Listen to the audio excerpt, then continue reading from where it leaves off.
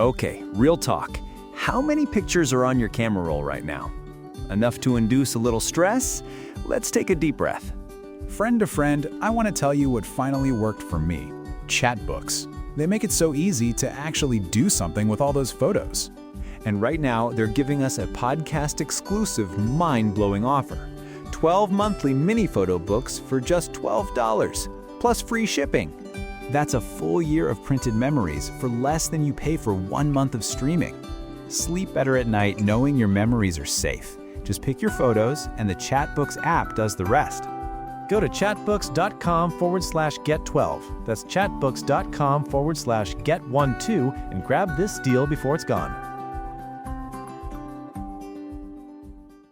If you're a podcast host, listen up, this one's for you. My name is Allie Jackson. I'm the host of Finding Mr. Height, a dating and relationship podcast that I've been doing for 4 years now, sharing my positive and practical approach to dating that's built on my own life experience. And I wanted to share another experience that I've had, my secret behind monetizing my show. It's called Red Circle, and I was just telling my colleague about how much I love their platform. With Red Circle, not only am I getting a seamless hosting experience, but I also love the support I receive in ad sales. It's not just typical ad sales either. It's targeted opportunities based on my show and my life. And the platform is super simple. You just set your preferences and Red Circle matches you with sponsors that align with your show. You can vet every opportunity and their platform gives you great analytics. More recently too, my Red Circle team has brought me opportunities outside of my podcast on social media to really augment the podcast partnerships, bring them full circle. I just can't recommend them enough. If you want to give it a try, go to redcircle.com to get your free trial. That's redcircle.com for a free trial.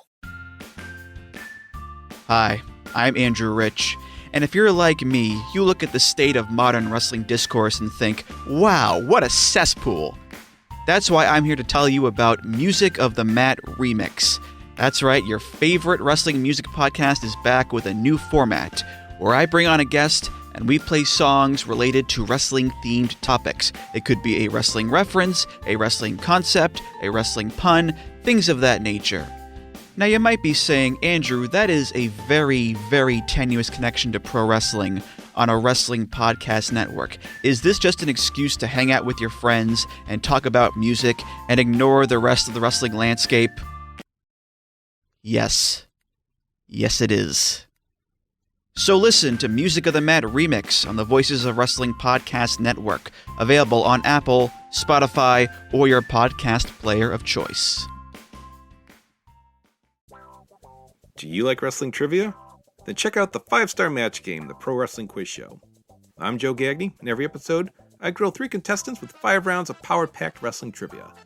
We have over 30 evergreen episodes in the archives covering WWE, AEW, Japan, Mexico, and much, much, much, much more. Play along at home and check it out today.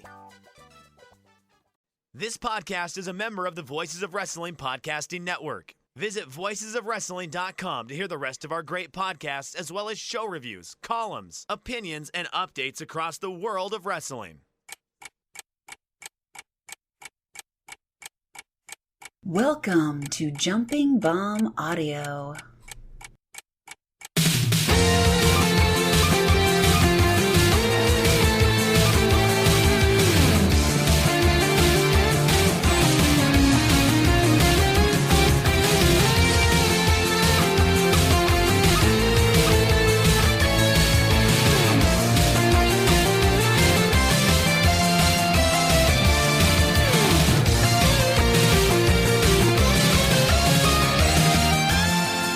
Hello everyone, and welcome back to Jumping Bomb Audio, the #1 show all about the world of joshi pro wrestling.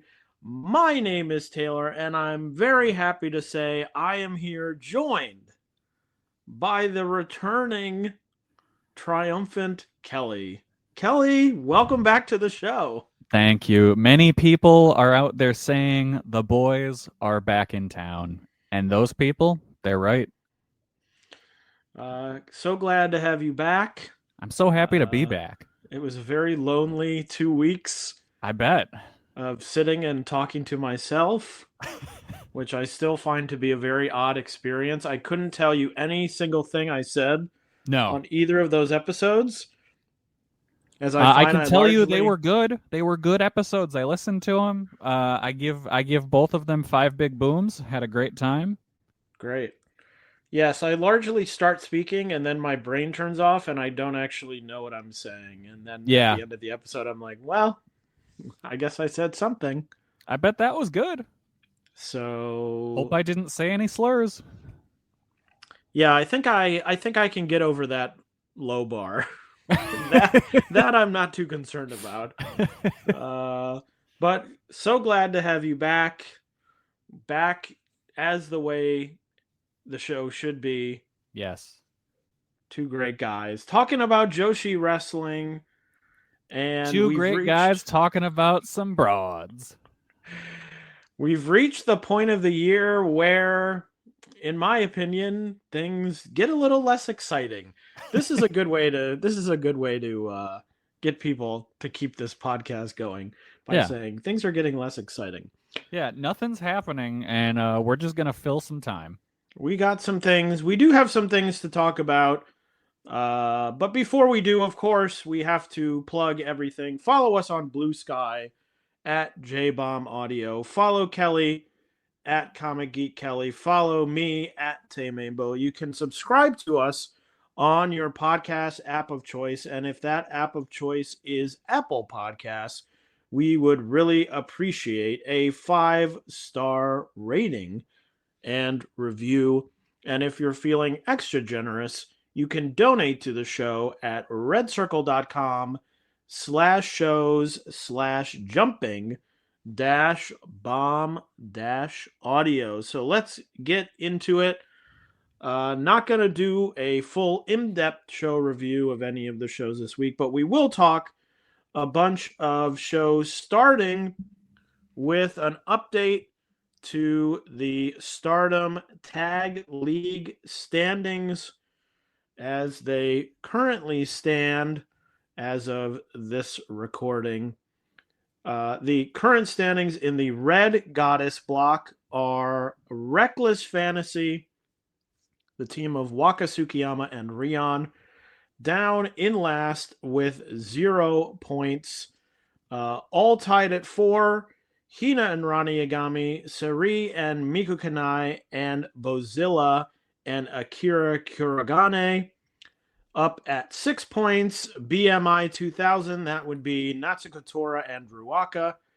2 teams tied at 7, Yuna Mizumori and Mei Sierra, and the mysterious Dos Locos de Mexico at 7, and then Sayori Poi, Natsupoi, and Sayori Ano up at the top of the block currently with 8 points. Then in the Blue Goddess block, down at 0 points is Suzu Suzuki and Rina Yamashita. Then Azumi and Miyu Amasaki at 2 points. At 4 points is Aya Sakura and Sayaka Karara, and Amisore and Lady C. Then we have 2 teams at 6, 2 teams at 8. The teams at 6, Suri and Saki Kashima, and Konami and Rina. And tied at the top of the block with 8, Hanako and Megan Bain, making a bunch of plane trips back and forth. And Saya Ida and B. Priestley up there with 8 points. So that is the current Tag League standings for Stardom. What else has been going on? Marigold had a Korakuen Hall show in front of 785 fans on November 17th. Really 4 big matches, I guess we'll call it, although some of them you might not say are big. Kelly, I don't even know. We didn't talk. What did you watch of this show? I watched the top 3, and I half paid attention to My Sakurai versus Now. All right. So we'll talk the top 4. That singles match, that Mai Sakurai singles match. Mai Sakurai defeating Now Ishikawa in 11 minutes and 22 seconds. I thought this was a pretty good match. Yeah. Mai Sakurai, again, one of the best workers in Marigold. all things considered. I thought it was very fun, hard worked. I would go 4 stars. I think it might be the best thing on the show. Um, Certainly would be close either way, but a very solid showing. Mai Sakurai continuing to prove us wrong about her skill, her in-ring skill. I don't know what is going to happen. I wish this skill in the ring would have happened while she was getting actively a big push. And not it comes and after. goes with her. Like every now and then I watch a match of hers and I'm like, damn, Mai Sakurai is kind of great. And then I'll watch the next one and be like, well, I don't know what I was thinking last time. But good to see there. Then we had 3 title matches. The first one was Mayu Iwatani successfully defending her Marigold Superfly title against the 15-year-old phenom Coco. That match going 8 minutes and 51 seconds. I had not yet seen Coco wrestle. Kelly, I think you were probably in the same boat. I am. In the same Coco boat. I was very impressed. Same. I was like, wow, this is great. High flying. Very, helps to be, I think, in the ring with Mayu Iwatani. I mean, that helps a little bit. Yeah. But I was very impressed. I also like this. I went 4 stars. I thought it was very fun. Thought it was well worked. I thought they did well to, again, I had not seen Coco yet, so I don't know. Maybe there's a match out there of hers where I might look and be like, she's not as good as I thought. Either way, I thought they did well. If she has any flaws of sort of hiding those flaws, they didn't overstay their welcome. It went a little less than 9 minutes. Really, for a Superfly title match, really had no complaints for me. Yeah, this is what this title should really be. I really enjoyed Coco. I kind of love her like indie scummer vibe she has. Just like, it's one of those where you're like, how'd you end up on this show? You should just be in one of those shows that's like outside. There's people walking by, half interested in what they're seeing, and then they keep going. Or like Dove Pro nonsense. But yeah, so I was very excited by Coco. I'll be keeping an eye out for her working shows going forward. Fun match. I think Mayu may have given Coco a little bit too much offense. Like, there was bits where I was just like, well, I think Mayu should just put her away and be done with this. But like, I don't know. I had a great time with it. I went 3.5. I was just happy to have a match where someone is like, this is a young phenom, and not have it be like, oh, this is someone who needs like 3 years of work before they're they're of any interest to me. Like, and someone also, who it's like, yeah, they're also amazing. Didn't have the commentary screaming at me about, they're one of the greatest rookies I've ever seen in my entire life. Wow, that was an interesting commentator. The Oliver Twist, Fagan has joined the commentary team.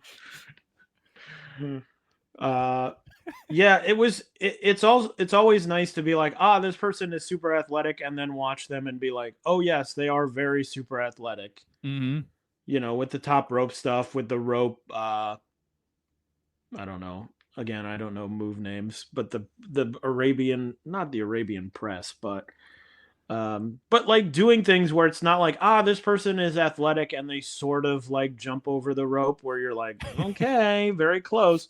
Like very Saya when she started, when it was like, okay, this person is actually quite athletic and it isn't just someone hyping them up. Mm-hmm. Yeah, she wasn't. There was never a bit where I felt like she was tripping over herself. Yeah, or like, you tried that and maybe don't try that again. Yeah. Type of thing. And that's kind of why I went with like the indie scummer vibe, because it's like, there are those guys, you see them and they're like so polished and you're like, oh my God, why isn't this person the most like booked wrestler ever? And then you see them again in 5 years on some produce show. Like, that's what Coco felt like to me. Yeah. So happy to have Coco. Hopefully Coco sticks around. Because as we talk about every time we talk about Marigold, Marigold needs more people who are good and less people who are not good. Yeah. Speaking of the next match. Well, I was going to say even after that, but the next match was the Marigold Twin Star title match. The champions Darkness Revolution, Chiaki and Misa Matsui, defeating the super rookie duo of Sari Yamaoka and Victoria Yuzuki in 19 minutes and 33 seconds. The one thing on commentary that did make me laugh, I don't even remember who was the person who said it, but one of them was like, Victoria Yuzuki has the greatest aura Oh my you've God, ever yes. seen. And I was like, she does? Like, I know that often people are like, this person is a good wrestler, they have good aura, but I'm like, she just feels like a person to me. Yeah. Like, it's like a person who has a lot of potential in wrestling. I don't look at her and think like, wow, what aura. Yeah. Yeah. Like, I would say that no one in Marigold has aura. No, it's and yeah, whatever the commentator that lives in my head that kind of sounds like Wade Barrett was just going on and on and on about her aura. It was like, what the fuck? Yeah, it is just like, I don't know. Like, who has aura? Like, Saya Kamatani has aura. I Yeah. would not say that Victoria Yuzuki has aura. No, she kind of she's there. She's a talented wrestler, but I don't know about any aura there. But this match I thought was very average. I thought it was a lot worse than that. What now, Kelly, to reveal some behind the scenes information, is this the match where you messaged me and said, what did you say? I don't like watching Marigold. Yeah, yes, this is exactly that match.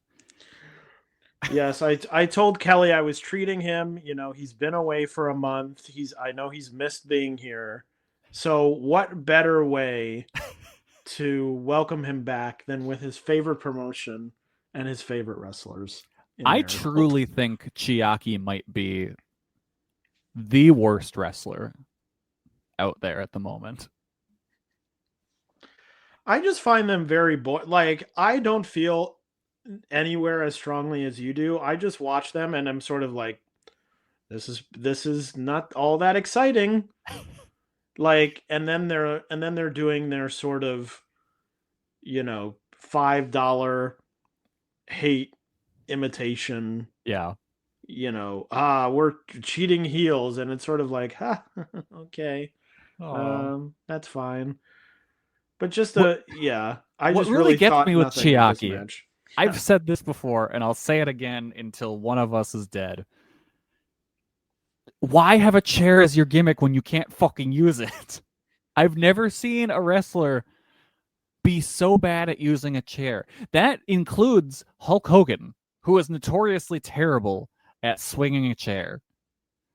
Chiaki she can't do it. Someone needs to sit her down and say, look, we need to get you something else. This ain't working. Well, I'm saving I'll turn into Kelly on the next match, so. Oh, yeah. I ended up going 1 star on this match. Sari and Yuzuki did what they could. And what they could was not much, because they were working with Misa Matsui, who is serviceable at best, and Chiaki, who is, in my eyes, the single worst wrestler on a stage that, like, people can see.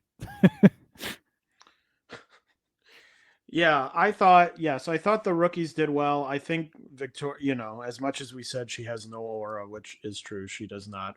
Victoria Yuzuki has gotten a lot better. I think Sari has been very good. It was just sort of a match where it just was destined. I think destined to be average. Yeah. Because, as much as I don't agree with you on Chiaki, or I guess we're far away, like, I'm also not looking at their matches thinking, oh my God, like, oh yes, they're defending their tag titles. Like, I'm so excited to see them.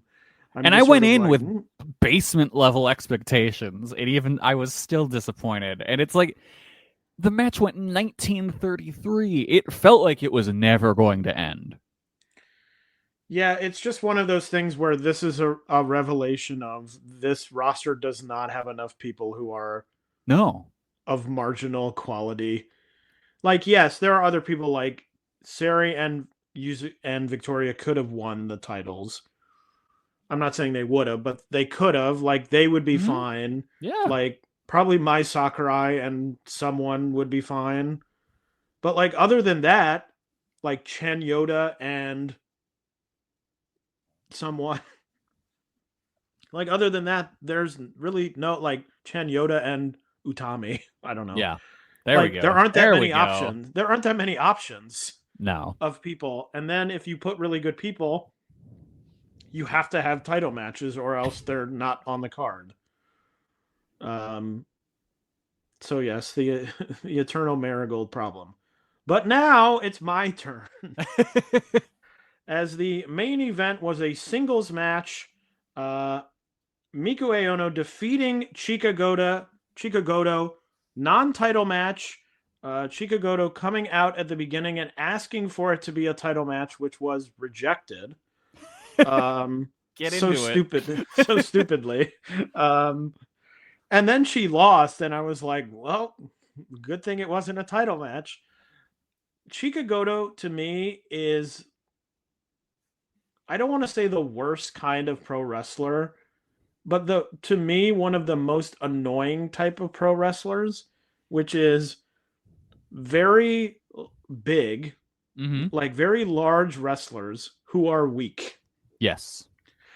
Which is like the stupidest kind of wrestler, because you're like, they're going to come in and really do all this stuff. And you're like, oh, they're less strong than 95% of Joshi wrestlers. She walks in and is like, hey, check this out. And then shows you the worst giant swing you've ever seen. Like the giant swing, the one on the floor that she did, I actually thought, okay, not horrible. That was probably the best one she's ever done. And then did it in the ring, and I was like, no, stop.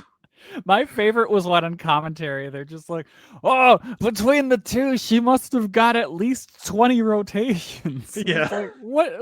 Cool. Great fact. Well, no, I think they went, wow, she got 20 rotations. ...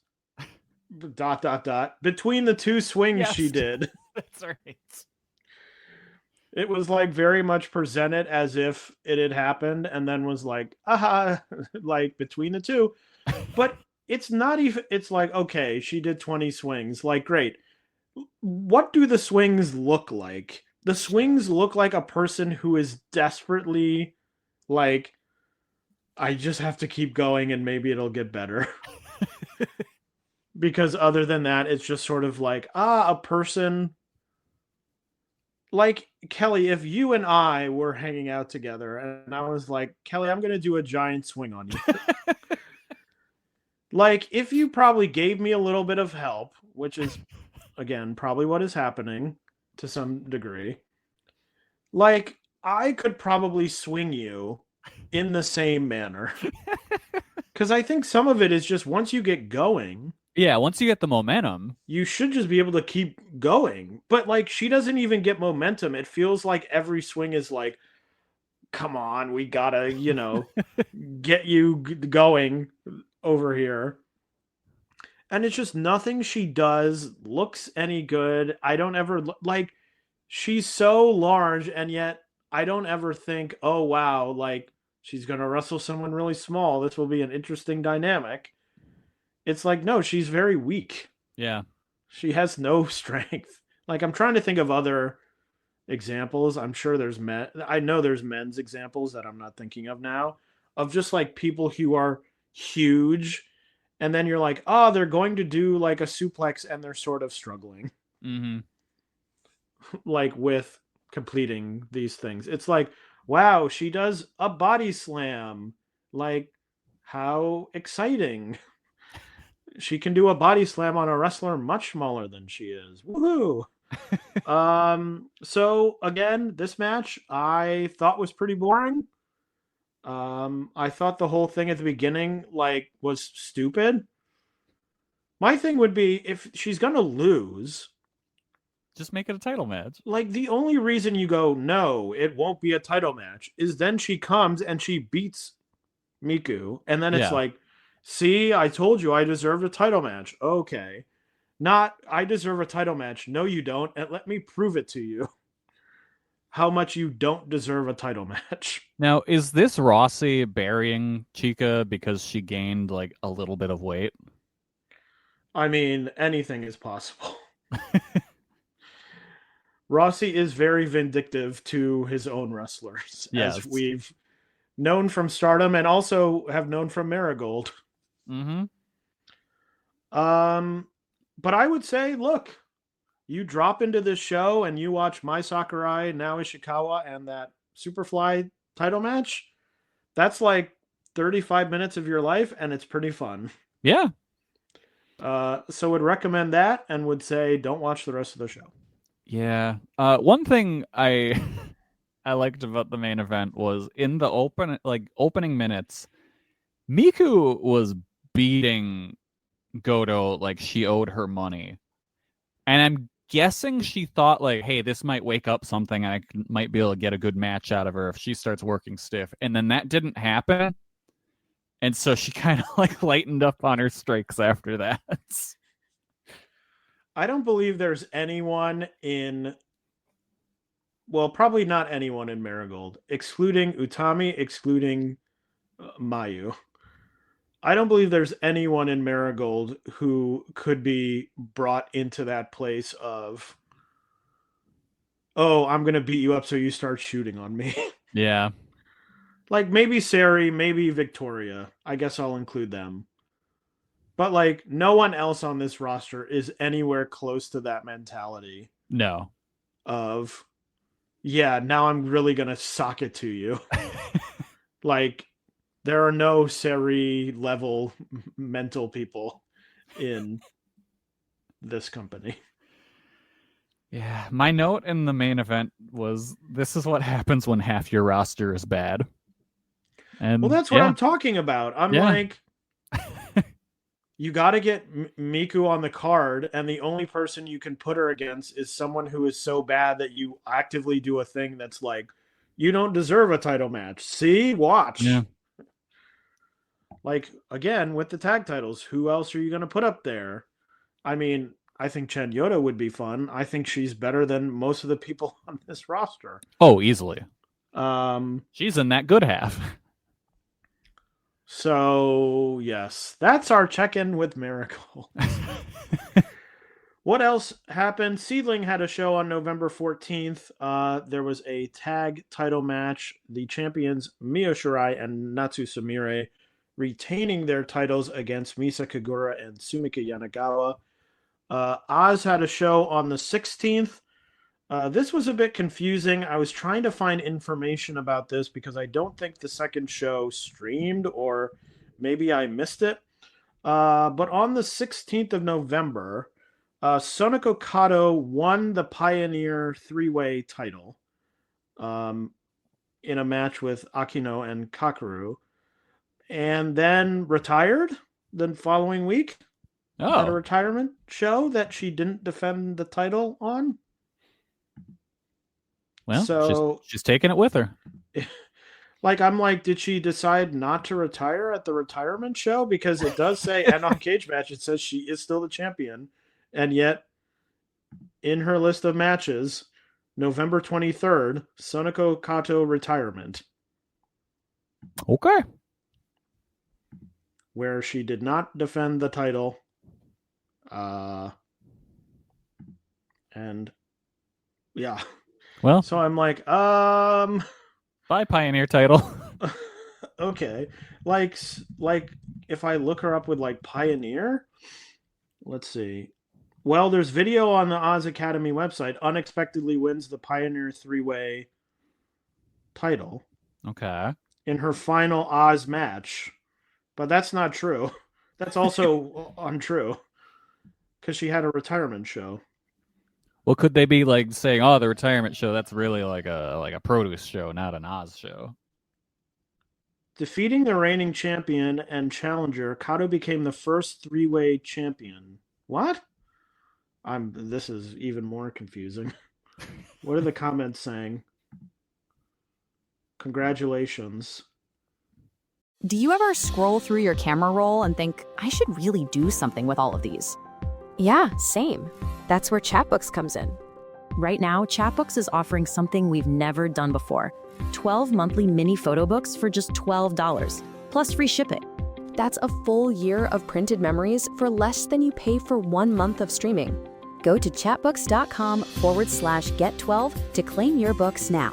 No stress, no frustrating software. Just pick your photos, and the Chatbooks app does the rest. Printed photos have been proven to boost connection and belonging, and we think everyone deserves that. So what are you waiting for? Go to chatbooks.com/get12. That's chatbooks.com/get12 now and get 12 monthly mini photo books for $12. But hurry, this deal won't last long.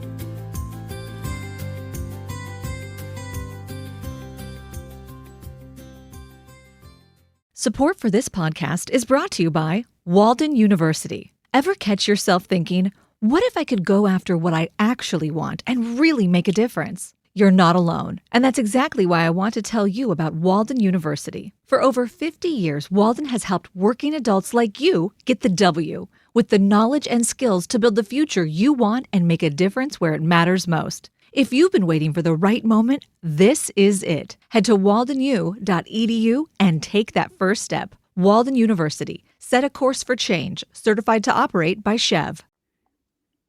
To witness the final show. Oh my god. Oh my god, they have English dubbing on the Oz videos on YouTube. Oh, okay. I think this is fully an AI voice. Oh, it's gotta be. Absolutely. It's like this woman who's like, I want to do this. I am here to say hello. Like, I'm like, this is fully AI. Hello, I am Sonoko Kato. It looks like I'll have the best retirement. Then, okay. I mean, I guess the answer is she doesn't care. It also is funny because the video right before this is the video saying she's talking about her final retirement match with Ryo Mizunami. And yet the video where she wins the Pioneer title is like, it's her final match. Anyway, I know you're all waiting on tenterhooks about what will happen with the Oz Academy Pioneer title. But unfortunately, I don't have that information for you. Right sorry, now. Guys. Kelly, how many Pioneer title holders do you think you could name? Oh, God. I'll give you a hint. 1, 2, 3, 4, 5, 6, 7. There have been 8. Well, now there have been 9. Pioneer, Oz Academy Pioneer title holders. I'm gonna say I could. I mean, I've given you 2. I could. Yeah, I think I could name 5. Okay, here we go. All right, Sonoko Kato. Correct. Kakeru. Correct. Akino. Correct. That's okay. 3. Ryo Mizunami. No. Damn it.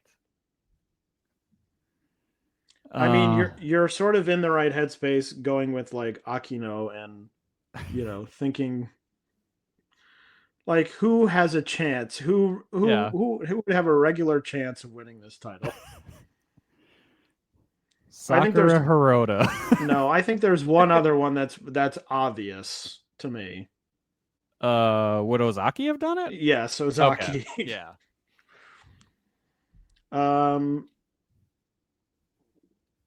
There's 2 I think would be slightly tricky. You're at 4.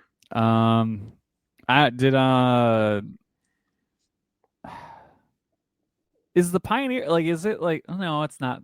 No. Mai Yukihi? No. Damn it! It debuted. It debuted in April of 2022. So I think Mai Yukihi has mostly been absent for that.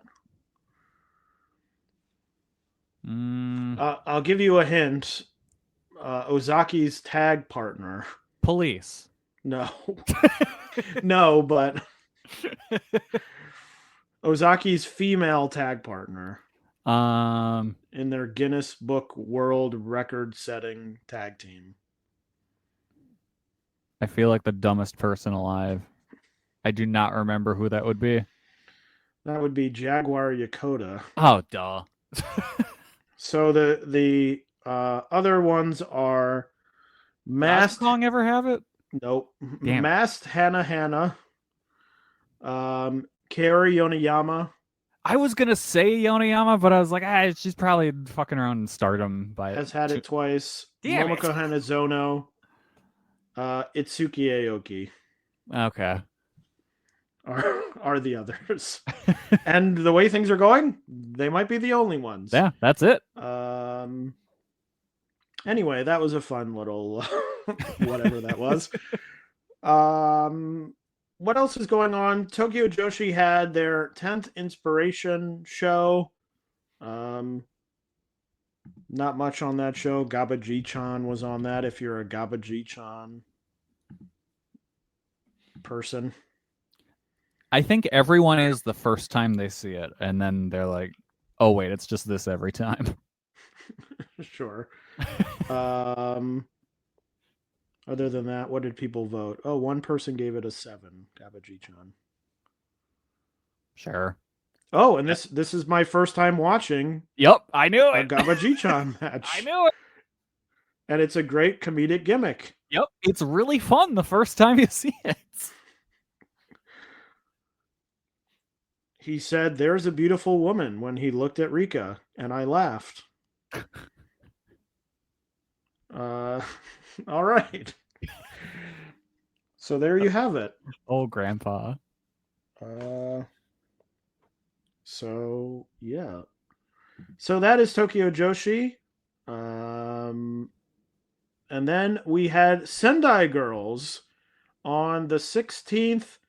We had the Chihiro Hashimoto 10th anniversary show. Kelly, you watched this? I did. Well, I think certainly the notable match of the show was the main event, Chihiro Hashimoto against SAREEE.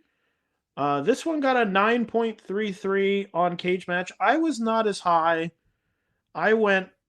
I probably would have gone like 4.25. 9.33, I guess, is like 4.75. I thought it was very good. You know, they've had enough matches now that I think they've had better in the past. Ones that I liked a little more. I thought maybe SAREEE could win the title. She's had it before, but not winning, but very hard hitting. I think what you would expect. Yeah.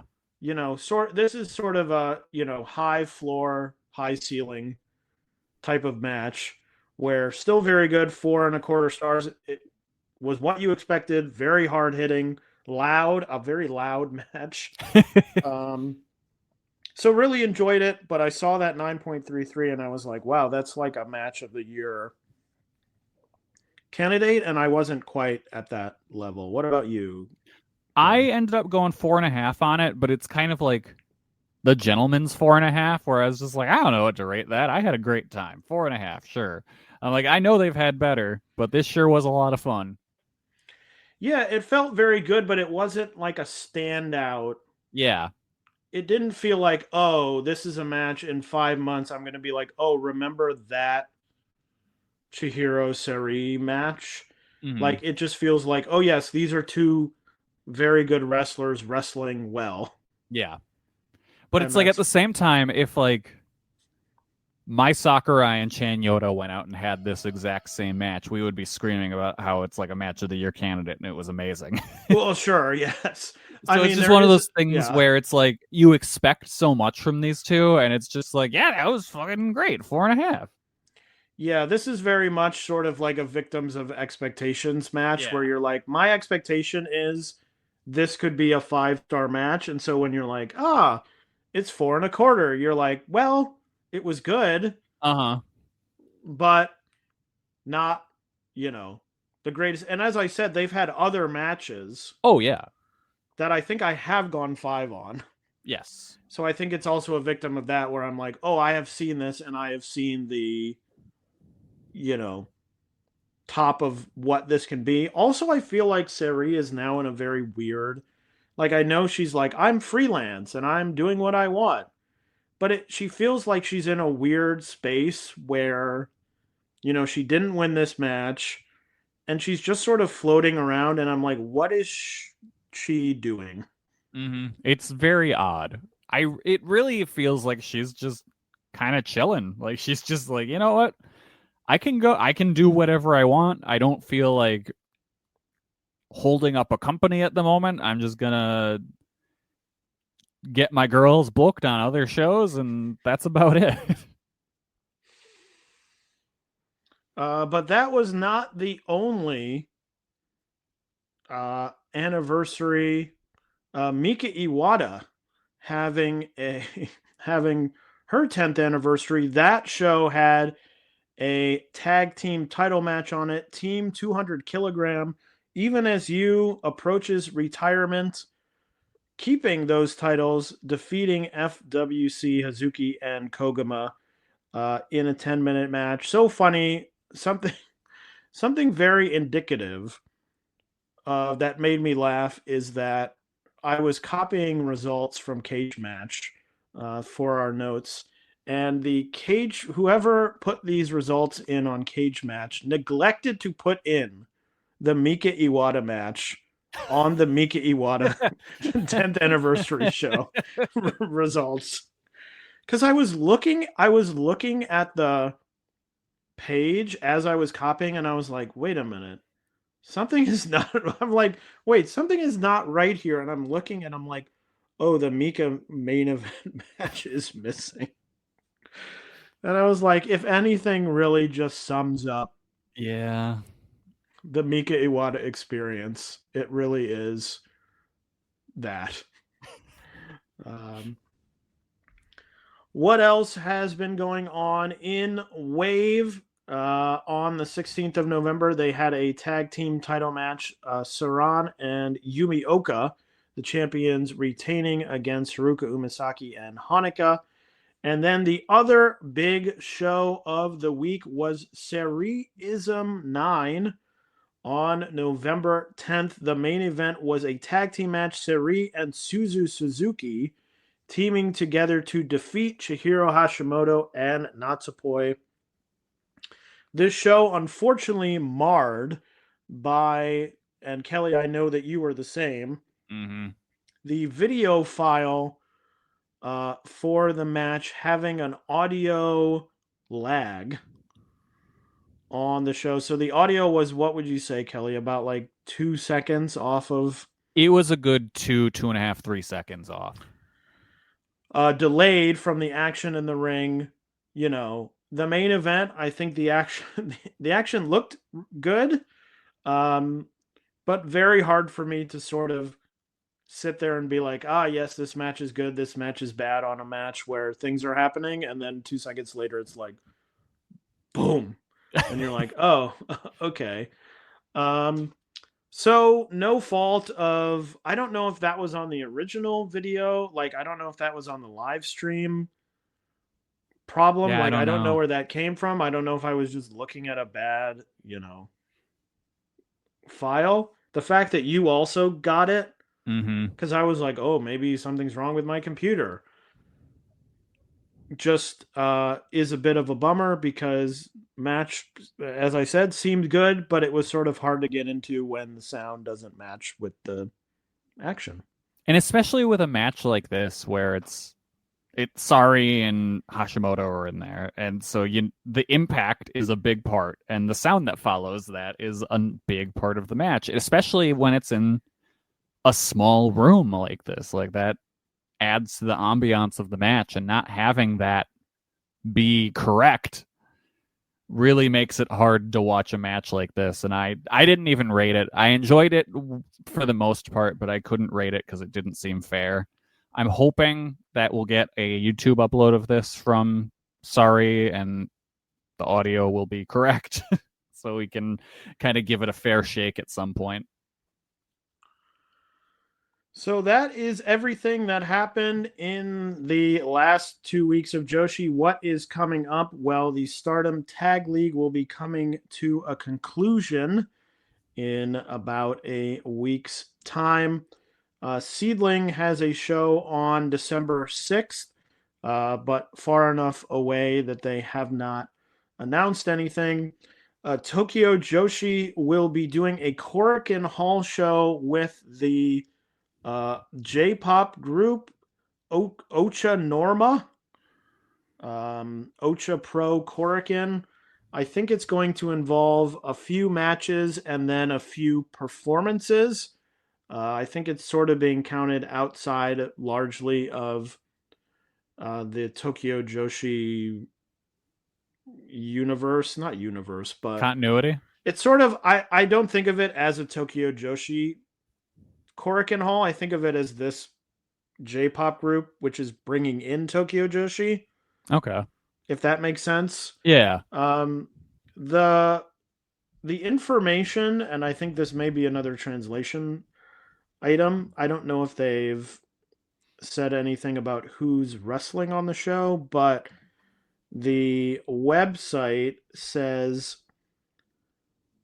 so it says everyone belonging to Tokyo Joshi will participate in all 5 games. I'm assuming that means they're going to have 5 matches and that they'll have Tokyo Joshi people. I'm assuming it won't be 5 matches with all the same people. I have the full card here. Oh, there you go. It is a bunch of tags. So you got a 6-woman tag. I'm not sure what the main event is. I think this match that I'm about to read probably is Yuki Aino, Toga, and Miyu Watanabe versus Yuki Arai, Suzume, and Mizuki. That's definitely main event. You've also got Ocha Pro Sekigun versus Coffee Breakers. Rika Tetsumi, Miyu Yamashita, and Mifu Ishida versus Kira Summer, Yuki Kamafuku, and Hyper Masao. You've got Ocha Nor Mask and Kaya Toribami versus Ren Konatsu and Wakana Uehara. Raku, Ryo Mizunami, and Palm Harajuku versus Chika Nanase, Shino Suzuki, and Mahiro Kiryu. And then Arisu Endo and Uda Takami versus Haru Kazushiro and Himawari. So it's a house show card, essentially. Yeah, there you go. They will do Up Girls, and this says there are 2 mini lives for 20 to 25 minutes. Ooh, and this will air as a pay-per-view. Yes, I did see that. Which is Ocha Norma? Are they of well-known? I could not tell you. Let's read about. Oh, they have a Wikipedia page. Okay, that's a good sign. They released their debut single Koi no Crouching Start on July 13, 2022. The name means a Japanese style living room. Sure. Let's see. Well, that Crouching Start song was number 2 on the Japan Hot 100. Okay, that's good. So hard to say they're part of Hello Project, which I know is a bigger thing. I don't know. I'm just looking at these. They have 8 current members. Yeah, so we'll see. It is a pay-per-view. And it is happening, I think, right as we're recording our next episode. So may not get to it for next episode. But yeah, and I'm gonna be honest. Happening. I ain't paying to view this house show. that ain't happening. But it has 40 to 50 minutes of Ocha Norma action. Oh, okay. Now I'm paying to view. Yeah. This might be one of those shows that just doesn't even hit the the websites we had to report to the police. Like, 'cause I could entirely see all the normal people being like, no, I'm not paying for that to rip it. Well, and that's why I meant it's sort of outside of the Tokyo Joshi Yeah. sort of world. So, what else is happening? Ice Ribbon has a show on November 24th. Manami Katsu will defend the Ice Infinity title against Karari Wakana. And Wave, their usual first of the month show on December 1st, will be a Jumping Bomb Angels 40th anniversary. No, not a Jumping Bomb audio anniversary, but Jumping Bomb Angels anniversary, of course. The inspiration for this podcast's name. And Kelly, what is going on in Choco Pro? Choco Pro's got a named show. I think it's at Shinjuku Face. I could be wrong. Coming up on the 28th, main evented by an Asia Dream tag title match. Makoto and Sayaka defending against Miyu, Yatsuba, and Soy. Not the greatest card from them. Is Rina Yamashita hurt?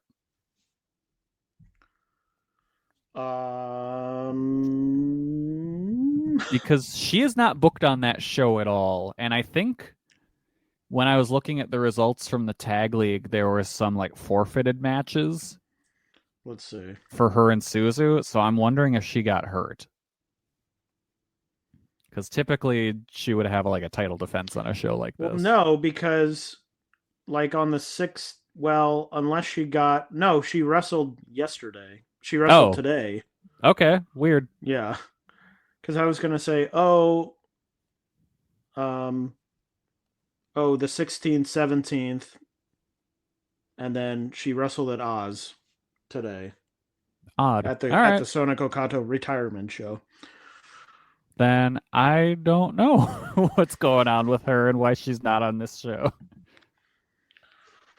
Your guess is as good as mine. Yeah. Well, that is everything for the Joshi action, but of course we have, for the first time in a month, Kelly's Corner. Oh shit. Kelly, That's there's me. so much you could talk about. I don't know. Maybe there isn't. I have been spending a lot of my free time playing Pokemon ZA, or Pokemon Legends ZA on the Switch 2, and it is a very good time. Like just being able to run around the city with my Pokemon, fighting just Pokemons that are hanging out. It feels like a good step forward for the franchise, so I'm hoping they keep some of this stuff going forward in the games. So that's been a good time. Other than that, I haven't been up to much that isn't stuff. That was keeping me away from the show. So yeah, that's in my corner. Taylor, tell me what's in your corner. Did you enjoy going to see wrestling last night? Well, it was interesting. I went to AEW Full Gear. I have almost fully stopped watching AEW, but was in the cheap seats. I had seen Blood and Guts, but I was really struck by how WWE pilled. I mean, a lot of the show is, but the audience almost exclusively talked about and processed the show in WWE terms.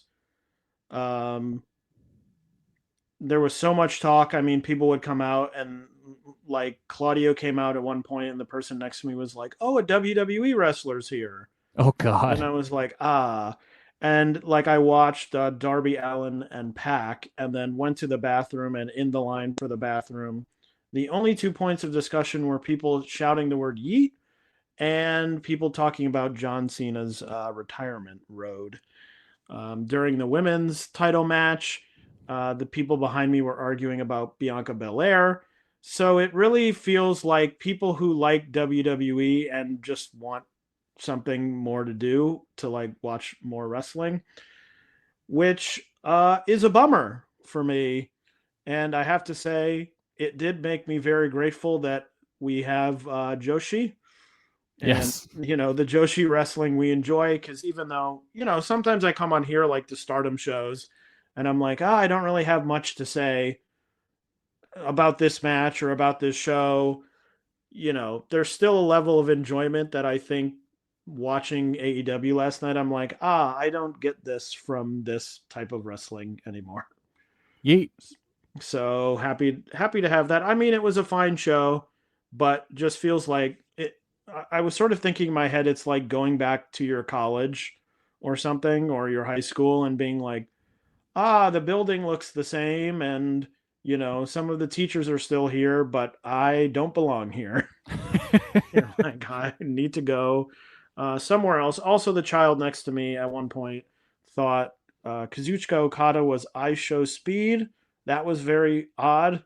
That was the oddest one of the night, because I was like, you think this sort of middle-aged Japanese muscular man looks like I don't know, how old is I Show Speed? Like 21 He's got to or be like something? mid-20s. Yeah.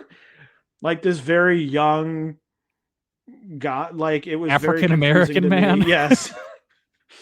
And then he thought Wheeler Yuta was Roman Reigns. So I think that kid needs his eyes checked. well, he was very confusing. He and his friends, what would happen would be that something would happen in a match and the kids would immediately chant for it to happen. So like in the CMLL match, people would do like flips, and then the kid would be like, we want to see flips. And it's like, you just saw one. And in the blood match, like they would bleed and they'd be like, we want to see blood. And I'm like, it's there. Like, look on the screen. It was a very odd. They were very odd. They kept getting up and down. At one point, one of them walked in front of me to leave and then just stopped to watch the show standing directly in front of me. And I hadn't said anything all night, even though I was sort of annoyed. And at that point, I was like, either move or go back to your seat. And like his dad was there and was like, you have to keep moving. But I was like, you cannot possibly think you can just stand in front of me and watch the show. Very odd. Some good things. Glad that there's no Stardom wrestlers over there getting sucked into the hell that is all of that. But it was fine. I had an enjoyable enough time. Good. Yeah. So that was that. But Joshi reigns supreme, as always. So that is all for us for this episode of Jumping Bomb Audio. But we will be back with you in 2 weeks' time as we close in on the end of the year. We will have one final regular episode, and then we will have our year in review episode, and then the year will be over. Wow. If you can believe it, time flies. Yeah. Time flies whether you're having fun or not. No. We are always having fun on this podcast, right? Yeah. We're having a good time. Even when we're watching Marigold, we're having a good time. It makes us feel alive. But for Kelly, I am Taylor saying so long and see you next time. Bye, everybody. How many photos are on your camera roll right now? Enough to stress you out? Same. Here's what finally worked for me. Chatbooks. And they've got a podcast-exclusive deal that's honestly wild. 12 monthly mini photo books for just $12, plus free shipping. That's a full year of printed memories for less than a month of streaming. Go to chatbooks.com/get12. That's chatbooks.com/get12 and grab it before it's gone. If you're a custodial supervisor at a local high school, you know that cleanliness is key and that the best place to get cleaning supplies is from Grainger. Grainger helps you stay fully stocked on the products you trust, from paper towels and disinfectants to floor scrubbers. Plus, you can rely on Grainger for easy reordering, so you never run out of what you need. Call 1-800-GRAINGER, click Grainger.com, or just stop by. Grainger, for the ones who get it done. If you're a podcast host, listen up, this one's for you. My name is Allie Jackson. I'm the host of Finding Mr. Height, a dating and relationship podcast that I've been doing for 4 years now, sharing my positive and practical approach to dating that's built on my own life experience. And I wanted to share another experience that I've had, my secret behind monetizing my show. It's called Red Circle, and I was just telling my colleague about how much I love their platform. With Red Circle, not only am I getting a seamless hosting experience, but I also love the support I receive in ad sales. It's not just typical ad sales either. It's targeted opportunities based on my show and my life. And the platform is super simple. You just set your preferences and Red Circle matches you with sponsors that align with your show. You can vet every opportunity and their platform gives you great analytics. More recently too, my Red Circle team has brought me opportunities outside of my podcast on social media to really augment the podcast partnerships, bring them full circle. I just can't recommend them enough. If you want to give it a try, go to redcircle.com to get your free trial. That's redcircle.com for a free trial. My name is Tyler Fornes, and I am one of the co-hosts of The Good, The Bad, and The Hungy AEW podcast here on the Voice of Wrestling Podcasting Network. We take a broad scope approach to the world of All Elite Wrestling and the entire universe of Tony Khan. We talk about the big matches, the big stars, the promos, the storylines, and we also look at it from a big picture perspective. How are things going to change over the course of the next 10 years with AEW still in the picture? How are companies like WWE going to adapt and adjust to AEW? Are they going to be a similar way like they did with WCW in the late 1990s? Will there be a counterpunch? We talk about all of that and more on The Good, The Bad, and The Hungy every week on the Voice of Wrestling Network. Hello, do you like New Japan Pro Wrestling? Are you a Shin Nihon freak? If so, check out the Super J-Cast with Joel and Damon on the Voices of Wrestling Podcast Network. And even if you fucking hate New Japan Pro Wrestling, listen to the Super J-Cast anyway. Not just for our great show reviews, analysis, and pastrami sandwiches, but there's also usually some dick jokes somewhere in the obligatory opening 30 minutes of absolute nonsense we chat about every single week. That's the Super J-Cast for all the best talk about New Japan Pro Wrestling, crisps, and pornography.